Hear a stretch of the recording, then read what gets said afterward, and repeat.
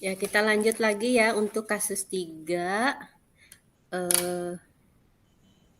Nanti yang jadi kos adalah Pak Angga dan kocinya Bu Tiur dan pengamatnya adalah saya. Sebelumnya saya akan membacakan kasusnya dulu ya. Kasus 3. Rekan Anda bercerita, jika dia baru saja mendapatkan teguran dari kepala sekolah yang menerima laporan dari pengawas sekolah yang melakukan supervisi saat ia mengajar. Pengawas sekolah yang melakukan supervisi tampak keberatan ketika rekan Anda mengajar tanpa buku teks. Rekan Anda mengajar dengan memanfaatkan sumber-sumber belajar lainnya. Ketika diingatkan oleh pengawas tersebut, rekan Anda menyampaikan jika ia tetap mengacu pada kurikulum walaupun tidak menggunakan buku teks. Pengawas tersebut tampaknya tersinggung dan memberikan laporan tentang hasil itu kepada kepala sekolah. Bagaimana Anda menyikapinya? Selamat pagi, Ibu. Selamat pagi, Pak. Ibu terlihat murung nih. Ada apa sih, Bu? Ya nih Pak Angga, saya lagi sedih. Oh, kalau begitu, kenapa sih kok bisa sedih, Bu? Ya nih Pak Angga, saya lagi banyak masalah. Dan perlu teman ngobrol sebenarnya Pak Angga. Wah, saya bisa kok jadi teman ngobrolnya Ibu. Ayo, ceritakan ada masalah apa sih, Bu?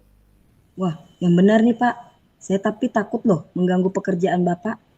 Gak apa-apa, Bu. Kebetulan hari ini juga saya free kok. Jadi, apa kira-kira yang bisa saya bantu? Ya, sebenarnya memang saya membutuhkan teman untuk memecahkan permasalahan saya sih Pak.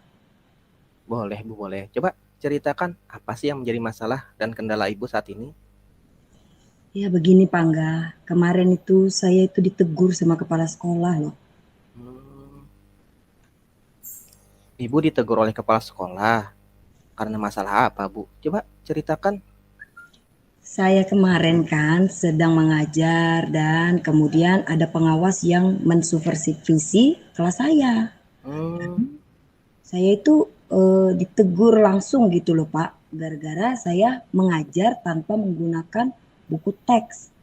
Padahal saya juga mengajar menggunakan media lain, seperti yang lebih bagus lah Pak menurut saya dan lebih menangkap kalau anak-anak diajari dengan media lain tuh lebih menangkap daripada sekedar buku teks. Itu tujuan saya sebenarnya Pak.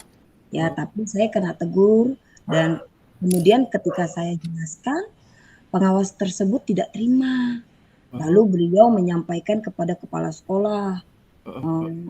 Sehingga tadi saya ditegur Pak sama kepala sekolah kita lagi. Oh, jadi begitu masalahnya, Bu. Jadi, Ibu mendapat teguran dari kepala sekolah karena laporan dari pengawas sekolah ya, Bu ya. Saat di Ibu supervisi ya.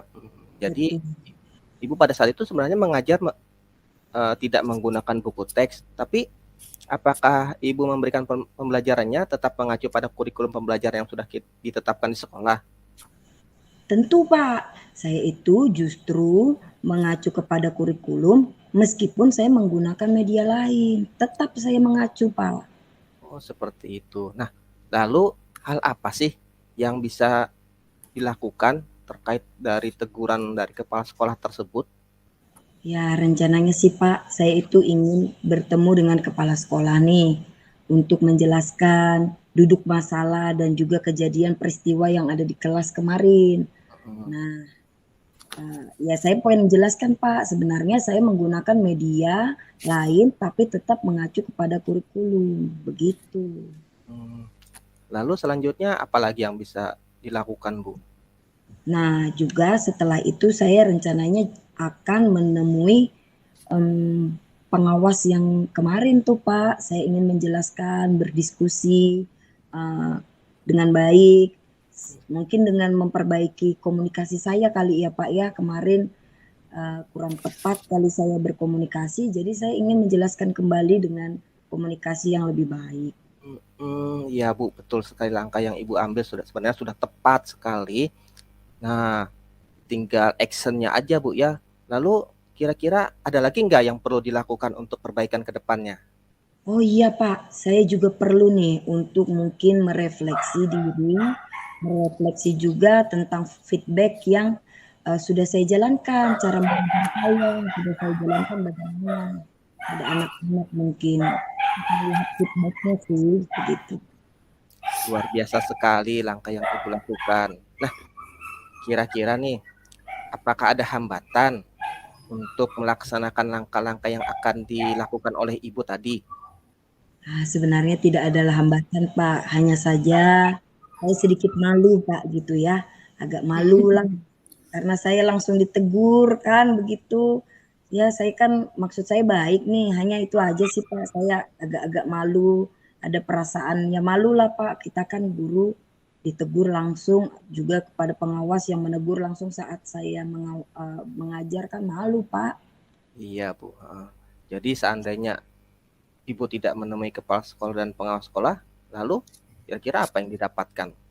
Ya paling saya akan seperti inilah Pak, agak letih, lemah, lesu, tidak bergairah dalam mengajar, bekerja kan ya Pak ya, karena masih memendam perasaan sedih ini.